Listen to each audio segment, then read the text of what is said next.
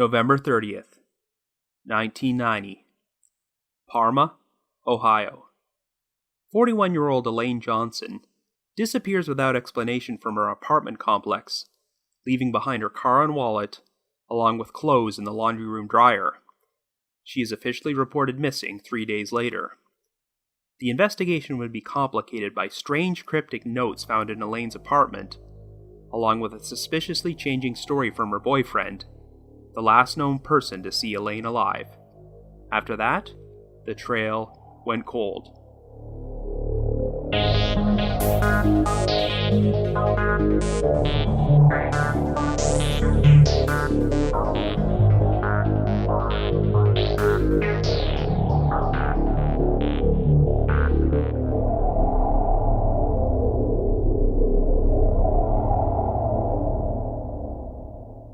Hello everyone, and welcome to the latest minisode of The Trail Went Cold. I'm your host Robin Warder, and today I will be covering a missing persons case which is a special request from one of our listeners, the 1990 disappearance of Elaine Johnson. This story was requested by a listener named Rachel, who happens to be a distant relative of the victim. There isn't a whole lot of information about this case online, and if you pull up Elaine Johnson's profile page at the Charlie Project, it's pretty barren. However, several months ago, Rachel put up a detailed post about the case at the Unresolved Mysteries subreddit and has asked if I would cover it. A lot of the information you are about to hear originates from the Facebook page Missing Person Elaine Johnson, which is run by Elaine's daughter Jody, who originally reported her mother missing back in 1990. At the time, the police did not seem to take the disappearance as seriously as they should have, as a series of strange handwritten notes found in Elaine's apartment likely caused them to make assumptions about her mental health and lean towards the idea that she might have taken off voluntarily. However, when you look at the circumstances of how Elaine went missing, that scenario doesn't seem very likely. But we'll get into that momentarily. Before we get started, just a brief reminder that The Trail Went Cold is a weekly podcast which alternates between our regular full-length episodes and shorter minisodes like this one. We deliver either a new full-length episode or a new minisode every Wednesday. We're currently available for download on several platforms, including iTunes, Stitcher, and Google Play Music, so if you like this podcast, be sure to subscribe to it. The Trail Went Cold also has its own PayPal account and a donate button on the website. If there's anyone out there who wants to make a donation, we would greatly appreciate it, and we'll be sure to give you a shout-out on a future episode. So with all that out of the way, let us now examine the disappearance of Elaine Johnson.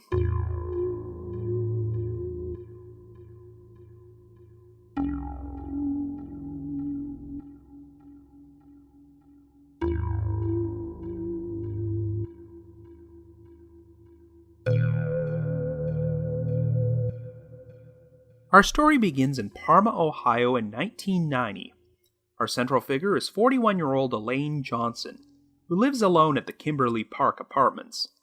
Elaine is a divorcee with 2 children and 1 grandchild, and her second grandchild is on the way.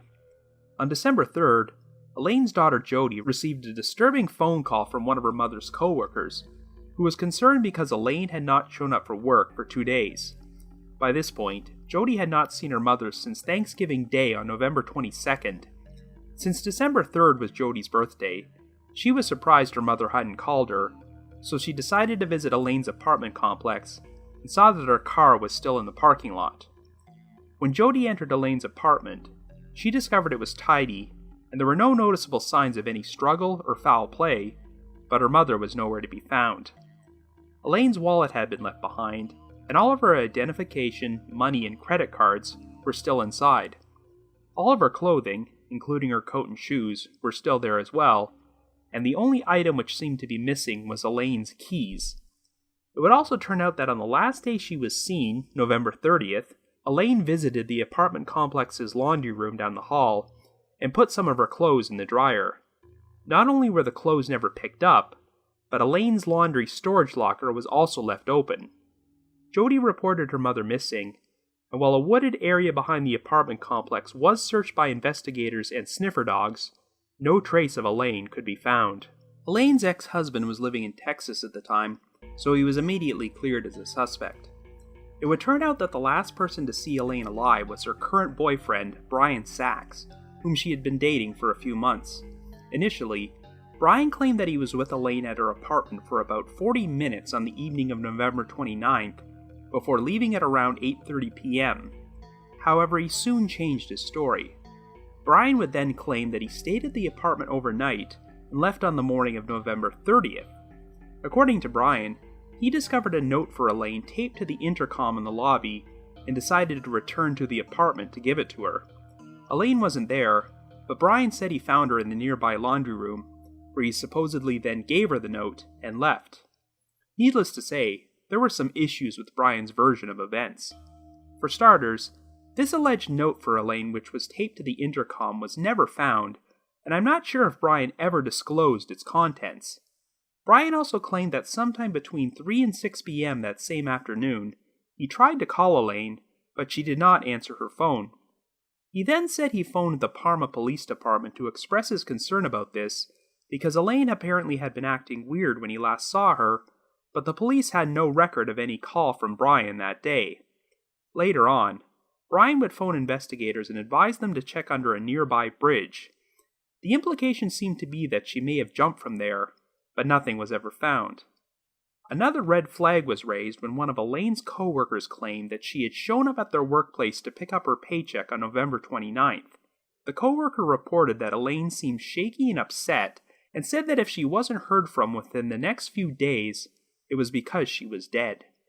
Brian was questioned, took a polygraph test and reportedly passed, but he eventually stopped cooperating with the investigation.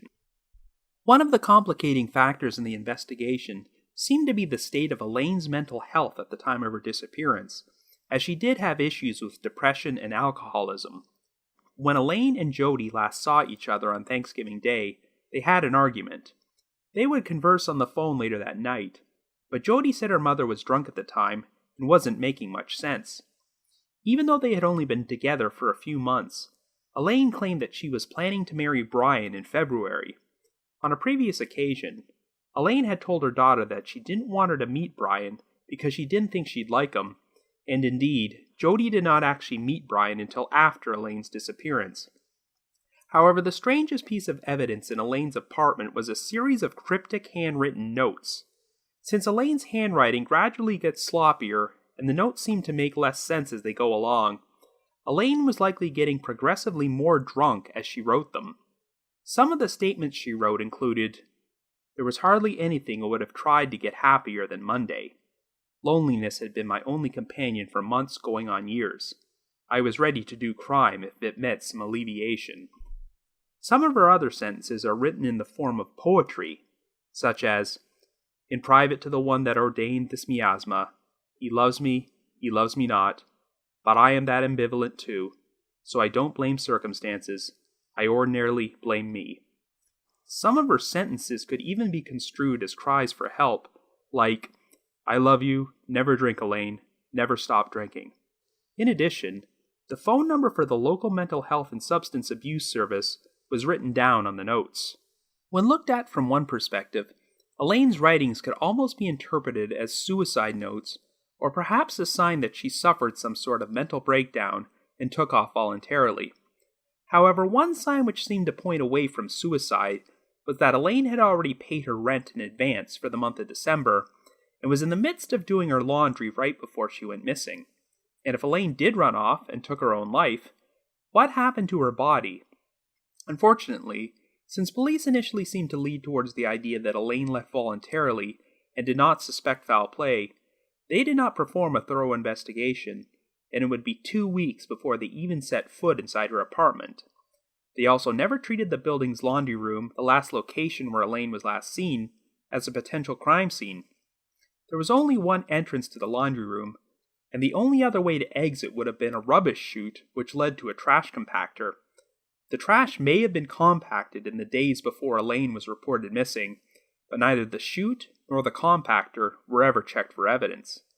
As the years went by, Elaine's case would fade from the spotlight, but her daughter Jody has fought diligently to keep it alive.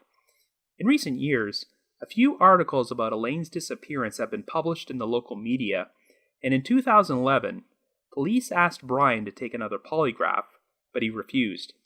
It's worth mentioning that since no hard evidence has surfaced that Brian was responsible for Elaine's disappearance, he has never formally been named as a suspect. Like I mentioned in the intro, Jody has started a Facebook page devoted to her mother's case, containing a lot of information not included in any of the media coverage. It includes photocopies of the actual handwritten notes found in Elaine's apartment, along with possible interpretations of what she may have been writing. Jody has also submitted her DNA into a database in case any unidentified remains which might be a potential match for her mother are ever found. But unfortunately, nearly 27 years have passed, and there are still no answers about what actually happened to Elaine Johnson. So I guess you could say, the trail went cold.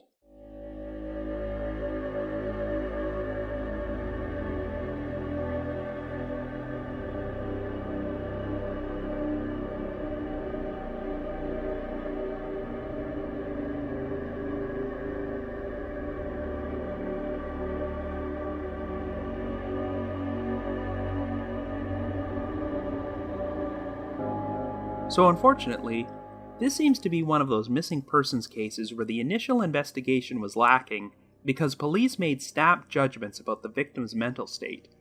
I've talked about many other cases on this podcast where the police wrote off someone's disappearance as voluntary, even though there was no evidence to suggest they were the type of person who would just run away like that. Now, Elaine Johnson did struggle with alcoholism and depression, and she was known for displaying erratic behavior, so on the surface, the idea of her taking off might not seem that unreasonable. I know those strange notes Elaine left behind in her apartment do look like they could have been written by someone on the verge of a complete breakdown, especially since the phone number for a mental health and substance abuse center was written down. Obviously, since she left everything behind except her keys, the odds of Elaine disappearing and starting a new life are practically non-existent. But could she have wandered off or gone somewhere to commit suicide? If there were no other leads to go on, analyzing these notes could potentially provide answers about what happened to her.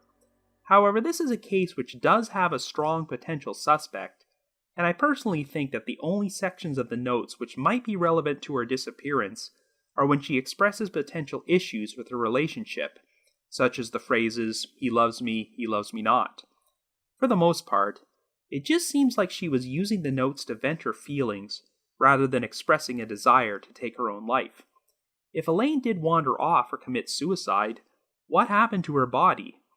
I know that it's easy for someone to wander off and die of exposure without the remains ever being found, but how far could she have gotten without her vehicle, her shoes, or her coat in late November in Ohio?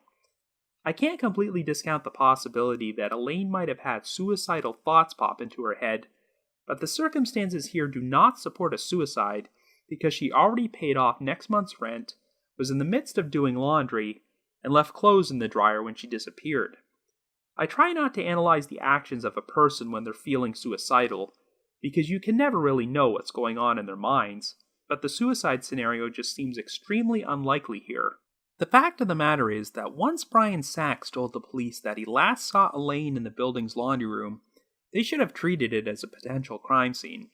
Since there was only one exit from the room, and it sounds like it would have been a challenge to smuggle a body out of the apartment building undetected, the rubbish chute and the trash compactor also should have been checked. It's pretty ridiculous that they didn't even check Elaine's apartment until 2 weeks after she went missing, though I doubt anything happened to her in there. So let's talk about Brian Sachs. I'll reiterate that he's never officially been named as a suspect, and there's no evidence that a crime has even taken place. But it's hard not to become suspicious when a person who is questioned in an unsolved disappearance drastically changes their story. It would be one thing if Brian only changed a few details because memories can be faulty.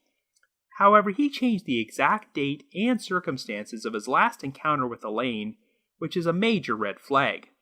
First, he claimed he left her apartment on the evening of November 29th.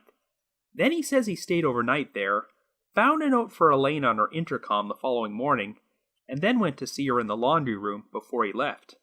None of the sources state if Brian ever relayed the contents of this alleged note to the police, but it definitely wasn't found. If Brian's second story was the truth about what actually happened, Why would his first story be so drastically different?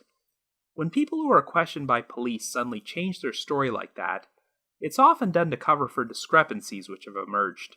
I don't know if there were any noticeable discrepancies which might have prompted Brian to change his story, but maybe he feared there might be some evidence placing him in the apartment complex or the laundry room on November 30th, so he felt he had to readjust his story to account for this. And here's another bizarre red flag.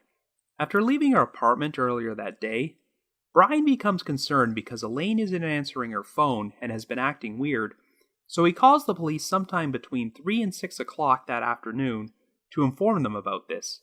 Well, issue number 1. The police had no record of this particular call. Issue number 2. Why would you feel the need to call the police just because Elaine isn't answering her phone? You only last saw her a couple of hours ago. Even if you were concerned about the way she was acting, why not at least drop by her apartment to check on her yourself? And issue number 3, even though Brian was worried about Elaine not answering her phone that afternoon, he made no attempt to visit her apartment or call the police again for the next 3 days. Remember, Elaine was not officially reported missing until December 3rd, and it was her daughter who took the initiative to do that. That's pretty inconsistent behavior on Brian's part. He also later phoned in a tip advising police to check under a certain bridge for Elaine, but that almost sounds like it's planting the seeds for a scenario where she could have conceivably jumped and committed suicide without her body being found. Let's not forget Elaine's coworker, who claimed Elaine was visibly upset and said that if no one heard from her within the next few days, she was probably dead. Under different circumstances, you could possibly interpret Elaine's statement as expressing suicidal thoughts, but remember, the reason Elaine was at her workplace that day to begin with was to pick up her paycheck, which she wouldn't have much need to do if she was planning on taking her own life. It sounds like Elaine was genuinely concerned that something might happen to her. Once again, aside from the issues with Brian's story, there is no direct evidence that he did anything to Elaine. However, I think the evidence we do have points to Elaine being victimized in the laundry room. It's possible she was either killed there or abducted, but it would have been difficult to kidnap her or move her body out of the apartment complex without anyone noticing. I'd hate to think that Elaine's body was thrown down the rubbish chute and ended up in the trash compactor, because if so, that would pretty much make it impossible to recover her remains. But what scenario seems more likely? That Elaine could have been attacked or abducted by a random predator she happened to cross paths with? Or that she got into a fight with someone she knew, which escalated out of control, and led to her death and the perpetrator covering their tracks? I'd say the second scenario is way more plausible, but until Elaine's body is found, or a confession is made, or strong evidence surfaces which points to a suspect, it will be very difficult to solve this case. Like I said earlier, if police hadn't made too many brash assumptions about the victim's mental state and actually treated the situation as a potential homicide investigation, things might have turned out differently. But I still hope that Elaine's loved ones can attain closure eventually. So if you have any information about the unsolved disappearance of Elaine Johnson, please contact the Parma Police Department at 440-887-7330. That's 440-887-7330. I want to send my thanks to Rachel for requesting I feature this case on the podcast and doing a fantastic job at compiling all the research together. And I also want to thank Elaine's daughter Jody for working so tirelessly to keep her mother's case in the spotlight after all these years. Be sure to check out her Facebook page, Missing Person Elaine Johnson, which contains all the key information about the case, including photocopies of the aforementioned notes. But if you just have your own theory about what happened, feel free to leave me a comment or send me an email at robin.warder@icloud.com. That's robin.warder@icloud.com. I want to thank all my supporters from the Unsolved Mysteries message board at the Sitcoms Online forum and the Unresolved Mysteries subreddit, where Rachel's original discussion thread about this case can be found. We also have a new donor this week named Linnea, so thank you very much, Linnea. And before we bring this minisode to a close, I'd like to play a promo for a new podcast called Criminology. It's hosted by Mike Morford, a big supporter of The Trail Went Cold, who interviewed me at one point for an article at his website, truecrimeguy.com. and his co-host happens to be a recognizable name from another prominent true crime podcast, so have a listen. Hey, true crime fans, this is Mike Ferguson. And Mike Morford. And we're huge fans of The Trail Went Cold, and we want to invite you to listen to our new podcast called Criminology. New episodes are out every Saturday night, and the first season of Criminology focuses on the infamous case of the Zodiac. You can subscribe on iTunes or your favorite Android app. I need to provide a big thank you to McGill Foote, who edits and assembles this podcast together for me, and Vince Nitro, who is responsible for composing all of our eerie music tracks. If you haven't already, you can like us on Facebook, follow us on Twitter, or leave us a rating or review on iTunes, Stitcher, and Google Play Music. The Trail Went Cold also has a new discussion group on Facebook, which you can join if you want to discuss the podcast, our featured cases, or true crime in general with your fellow listeners. All you have to do is click on the button to join, and it'll approve your entry into the group ASAP. We also have a donate button on our website, so if you're feeling generous and want to express your appreciation for all the hard work we put into this podcast, we'd be extremely grateful. So have yourself a good week, and join me next Wednesday for a brand new episode of The Trail Went Cold.